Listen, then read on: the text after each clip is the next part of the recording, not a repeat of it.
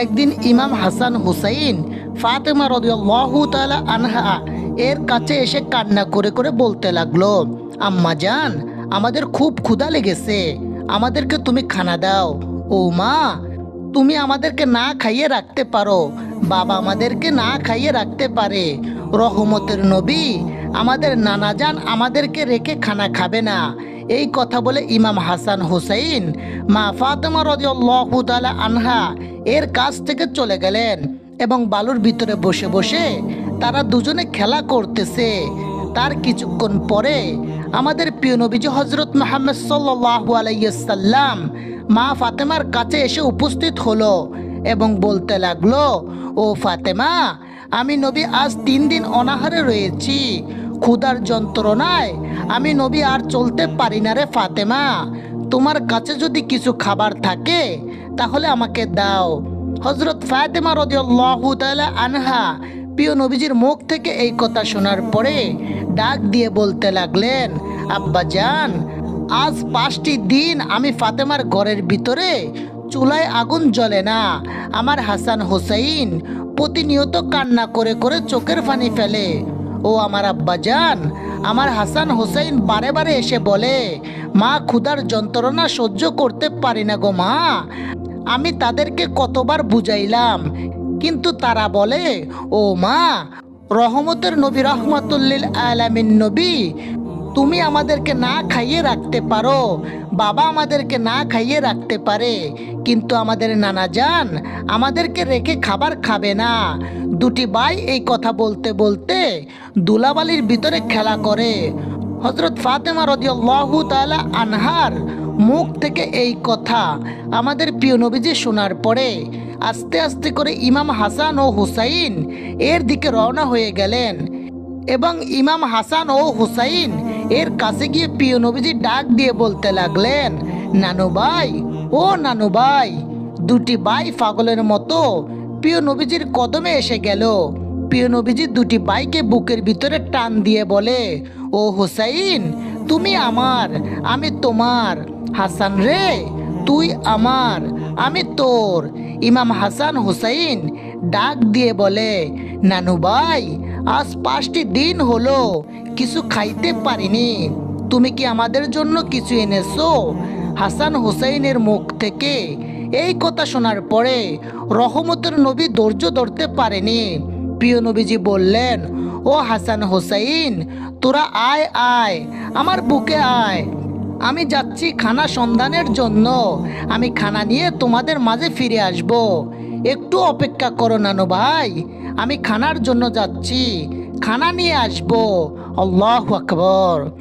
রহমতের নবী, রহমাতুল্লিল আলামিন এই বলে ইমাম হাসান হুসাইনের কাছ থেকে চলে গেল এবং গ্রামের ভিতরে ঢুকলো কাজের জন্য, কিন্তু কোনো মানুষ নবীজিকে কাজ দিল না। গ্রামে কাজ না পাওয়ার পরে প্রিয় নবীজি শহরে চলে গেলেন, সেখানেও তিনি কাজ পেলেন না। নবীজি এভাবে ঘুরতে ঘুরতে কোনো কাজ কোনো বাড়িতে পেল না।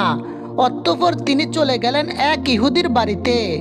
প্রিয় নবীজি ইহুদির বাড়িতে উপস্থিত হয়ে ইহুদিকে ডাক দিয়ে বলল, ও ইহুদি, আমাকে একটি কাজ দাও, আমার হাসান হোসেন না খেয়ে রয়েছে, আমি নবীও 3 দিন না খেয়ে রয়েছি, একটি কাজ আমাকে দাও। ইহুদি বলতে লাগলো, তোমাকে দেখে তো মনে হয় না তুমি যে কাজ করতে পারবে, তোমার গায়ের ভিতরে কোনো বল নাই, হেলে দুলে পড়ে যাও। রহমাতুল্লিল আলামিন নবী বলতে লাগলেন, আমার কাজের দরকার, তুমি আমাকে একটি কাজ দাও। ইহুদি বলতে লাগলো, আমার অনেকগুলো বকরি রয়েছে, সেগুলোকে পানি তুলে খাওয়াতে হয়, যদি তুমি পারো ওই কূপ থেকে পানি তুলে আমার বকরিগুলোকে খাওয়াবে, বিনিময়ে তোমাকে আমি কিছু খুরমা দিব। তুমি যদি এত বালতি তুলতে পারো, এতগুলো খুরমা তোমাকে আমি দিব। প্রিয় নবীজি তখন বললেন, ঠিক আছে, আমি রাজি রয়েছি। ইহুদি একটি বালতির ভিতরে রশি বেঁধে দিল। বালতির ভিতরে যে রশিটি বাঁধলো সেই রশিটি ছিল পচা। প্রিয় নবীজিকে কষ্ট দেওয়ার জন্য পচা রশি বালতির ভিতরে বেঁধে দিল। বালতিটি প্রিয় নবীজির কাছে দিল। নবীজি বালতি নিয়ে কূপের কাছে গেল এবং কষ্ট করে এক বালতি পানি তুলল। এক বালতি তোলার পরে দ্বিতীয় বালতি যখন তুলতে গেল, সঙ্গে সঙ্গে রশিখানা ছিঁড়ে কূপের ভিতরে বালতিটি পড়ে গেল। বালতিটি পড়ার কারণে বড় একটি শব্দ হলো। শব্দ হওয়ার পরে ইহুদি দৌড়ে আসলো এবং আমার নবীজিকে বলল, হে মোহাম্মদ, হে মোহাম্মদ, এই বালতিখানা তুমি তুলে দাও। বালতি তো কূপের অনেক দূরে রয়েছে, তুমি আমার বালতি তুলে দাও। এবং ইহুদি আমার দয়ার নবী, মায়ার নবী, রহমাতুল্লিল আলামিন নবীর গালে একটি জোরে থাপ্পড় লাগিয়ে দিল। নাউজুবিল্লাহ। যেই নবীজির গায়ে কোনোদিন একটি মশা মাছি বসে নাই, নবীজির গায়ে ইহুদি হাত তুলল।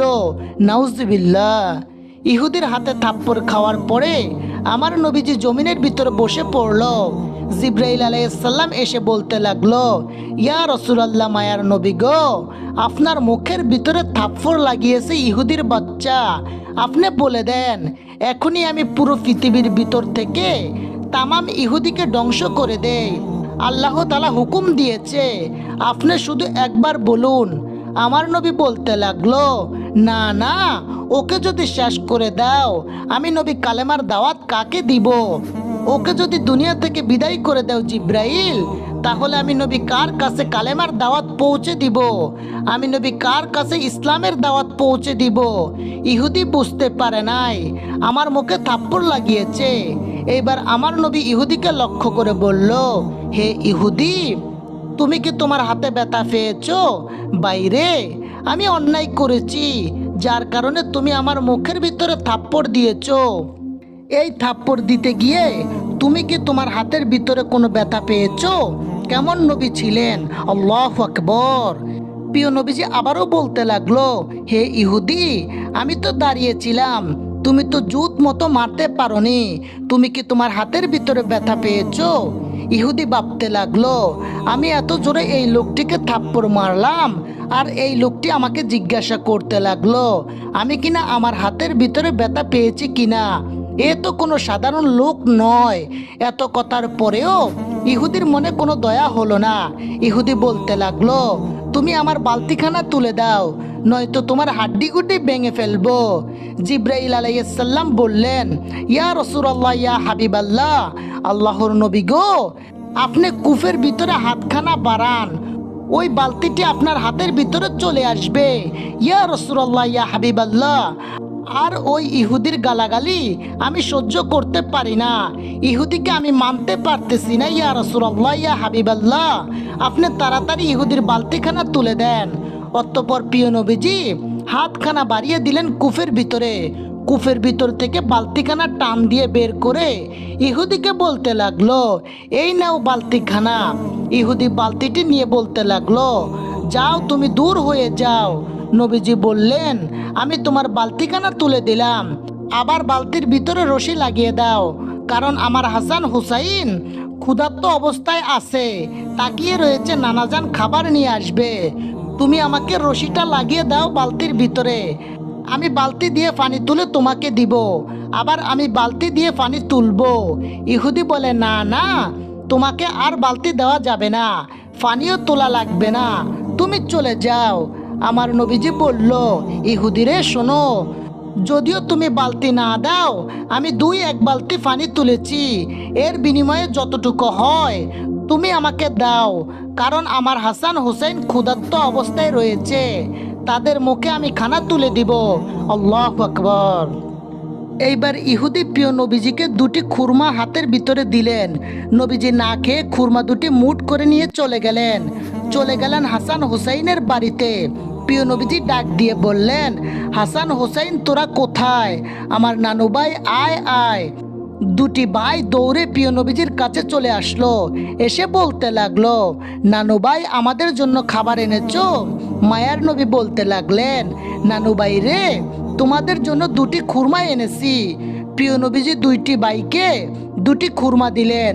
2 ভাই 2টি খুরমা নিয়ে হাতের ভিতরে দাঁড়ালেন। 2 ভাইয়ের ভিতর থেকে 1 ভাইও খুরমা খায় না, কারণ রাসূলুল্লাহ সাল্লাল্লাহু আলাইহি সাল্লাম এর মুখখানা শুকনা। নবীজির মুখের দিকে তাকিয়ে হুসাইন ডাক দিয়ে বললেন, নানু ভাই, একটা কথা বলি তোমাকে। নানু রে,